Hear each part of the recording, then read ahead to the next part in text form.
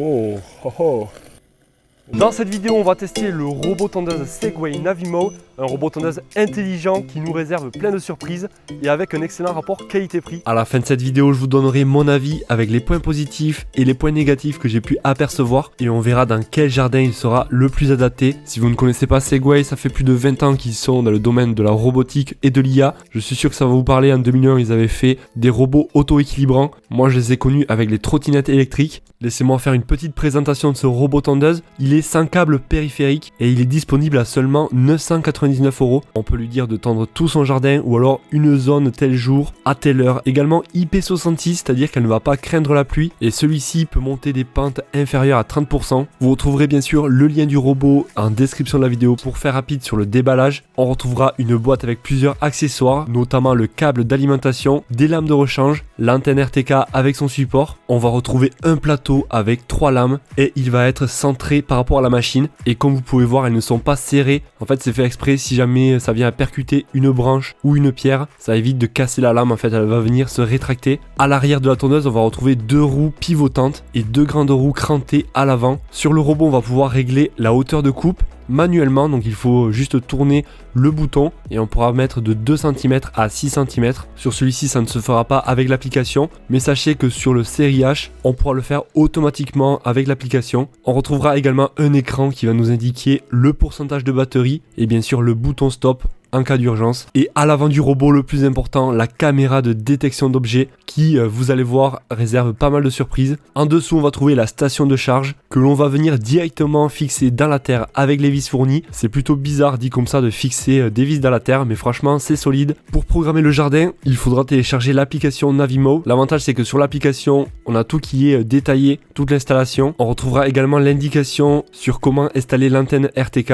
Il est conseillé de l'installer plus ou moins à 2 mètres de votre maison, pas trop proche également d'un arbre, donc entre les deux. Moi là je suis quand même assez proche de la maison, mais bon le signal a été tout le temps parfait. C'est grâce à cette antenne que le robot va se repérer. Une fois installé, évitez de la bouger car sinon vous allez faire bouger tout votre plan de jardin. On a également un accessoire pour pouvoir la laisser fixer, ça peut être pratique. L'application est bien détaillée avec les schémas explicatifs. Il y a juste 2 câbles à connecter à la station, un câble d'alimentation et un autre de l'antenne. On peut apercevoir sur la station et le robot une couleur, ça va nous indiquer le signal satellite.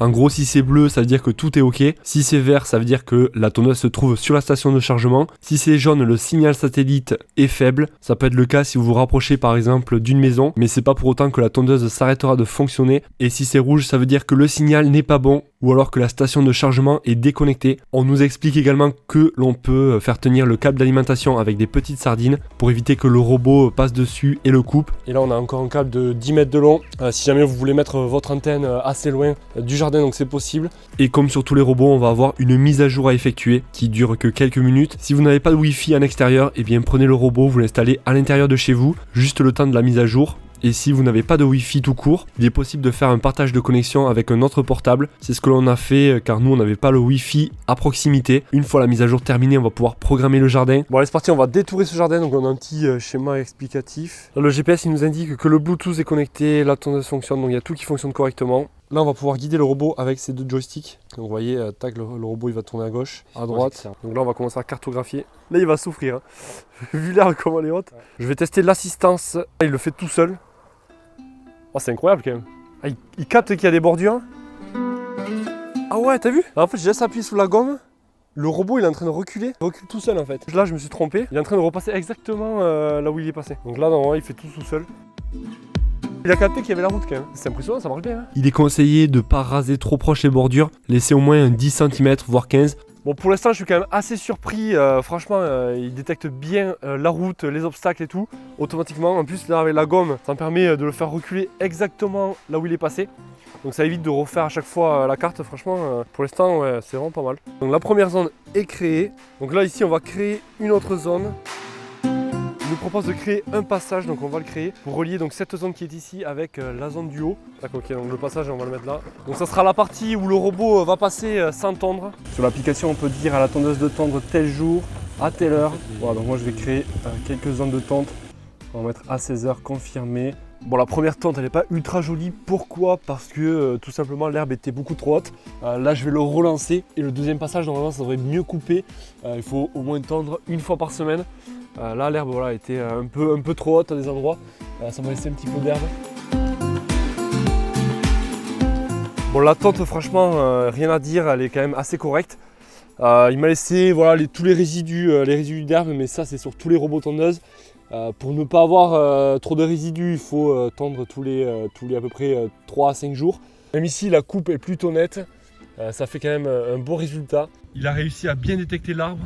Bon les petits tests d'objets, donc là j'ai mis une tige en fer, une bouteille d'eau. Bon j'avais pas de palmier à sacrifier, du coup j'ai mis une branche pourrie. Qu'est-ce qu'on a d'autre? Là on a un petit outil et le classique le ballon de foot qui me tente de savoir si ce capteur est capable de détecter. Là j'ai des doutes sur la tige de fer. Est-ce qu'il va détecter le piquet? Oui, donc il a détecté le piquet. Ouais, non. Ah putain, il l'a pas vu. Ok, donc des petits objets comme ça. Bon après vu que c'était au ras du sol, voilà, c'est quasiment passé au-dessus. Pas non plus laisser traîner des petits objets. Voilà, c'est bon, il a détecté. Voilà, il détecte parfaitement bien. Et une fois qu'il détecte l'objet, donc là il fait donc le contour. Je vais maintenant tester avec un gros tas d'herbe, voir un petit peu sa réaction. Est-ce qu'il va le détecter? Est-ce qu'il va y rouler dessus? Est-ce qu'il va se mettre en arrêt?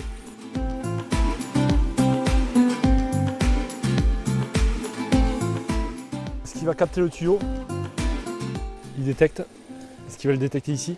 Alors je vous l'ai pas dit, mais là on peut mettre une zone où le robot n'aura jamais accès. Une zone hors limite vision fence. En fait, ça va être une zone où la tondeuse va éteindre la caméra. Ça peut être une allée comme ici, par exemple, un pas japonais. Si vous voulez qu'il traverse dessus et qu'il ne détecte pas les pas japonais. On va essayer ce petit boîtier qui coûte moins de 100 €. En fait, il permet une connectivité 4G et fait également office d'anti-vol. Ça permettra d'être alerté en cas de vol. Et on va pouvoir régler le rayon autour du robot. Donc le robot se trouve ici. Et là, on va pouvoir trouver sa tondeuse. Donc, voilà, donc j'habite ici. Et si jamais donc la tondeuse voilà, elle se retrouve en Belgique, eh bien ça sera pas normal.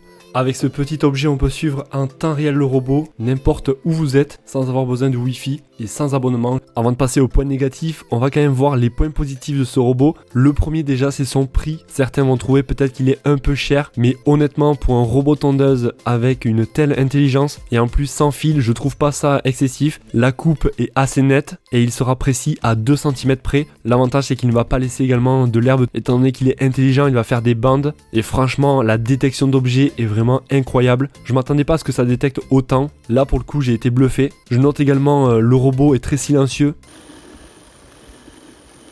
Et il est facile d'installation. Il m'a fallu à peu près 30 minutes, voire 1 heure à installer tout. Et encore, j'ai pris le temps de bien installer, de filmer, etc. Donc ça a été quand même assez rapide. J'ai quand même relevé quelques points à améliorer, même si c'est pas grand chose. En fait, la détection fonctionne tellement bien que j'ai remarqué que si l'herbe des bordures était trop haute, le robot risque de s'écarter des bordures, car en fait, il détecte l'herbe haute comme un obstacle. Du coup, il va contourner. Donc déjà, ce que j'aurais dû faire, c'est tout simplement de venir couper l'herbe autour des bordures. Et je vous conseille de le faire à peu près tous les 1 à 2 mois. Ne traînez pas trop, car si l'herbe vient à se coucher, eh bien le robot va contourner et ça va laisser un peu plus d'herbe à chaque fois. Une autre chose également que je trouve dommage, c'est que l'on ne peut pas régler la vitesse d'avancement du robot. Donc si l'herbe est trop haute, ça risquerait de ne pas bien couper. Alors pour remédier à ça, il va falloir programmer le robot pour qu'il tonde régulièrement, c'est-à-dire minimum tous les 5 jours. Je ne vous conseille pas d'attendre tous les 2 semaines, car en plus vous allez avoir beaucoup de résidus d'herbe sur votre pelouse. Donc le top, c'est à peu près tous les 5 jours.